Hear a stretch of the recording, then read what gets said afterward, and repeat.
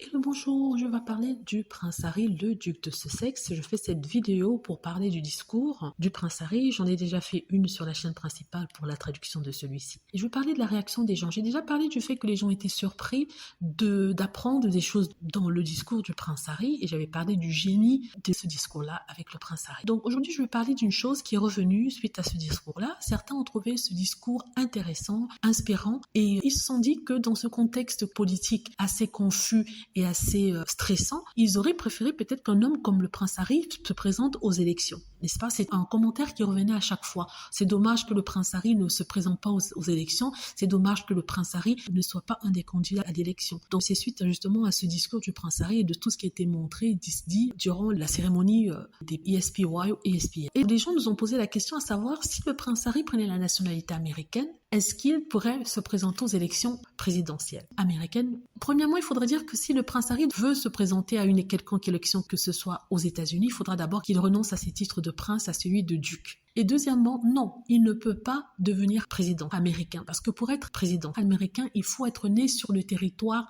américain. Si par exemple vous êtes américain, de deux parents américains, vous êtes né en dehors de l'Amérique, par exemple en France, en Norvège, non, vous n'avez pas de possibilité de devenir américain. Il faut être né aux États-Unis. C'est pour ça d'ailleurs que Schwarzenegger, qui était gouverneur de la Californie et qui a eu, je crois, 2 mandats de gouverneur, n'a pas pu se présenter aux élections américaines. Pourtant, le monde souhaitait qu'il le fasse. Il aurait pu très facilement devenir président américain. Mais malheureusement, comme il était né en Autriche, il n'a pas pu se présenter parce que les critères qualificateurs à la présentation à l'élection américaine n'étaient pas respectés. Donc non, le prince Harry ne peut pas devenir président américain même s'il devient américain. C'est-à-dire qu'il prend la nationalité américaine et pour prendre la nationalité américaine, il faudra d'abord qu'il rende ses titres de prince et de duc de Sussex. Donc comment peut-on rendre un titre de prince? Ça, c'est au Parlement anglais d'en faire la demande. Par contre, j'ai une autre idée. Il m'est arrivé de penser que s'il ne pouvait pas devenir américain, il peut très bien devenir premier ministre anglais.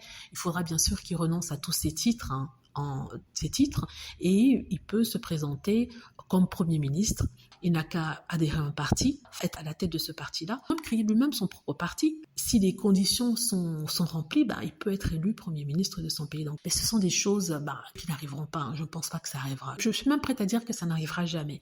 Voilà, dites-moi ce que vous en pensez, j'espère que vous avez aimé la vidéo. N'hésitez pas à cliquer sur like si c'est le cas, à vous abonner pour plus de vidéos et à cliquer sur la petite cloche afin d'être averti lorsque je poste une nouvelle vidéo. Merci.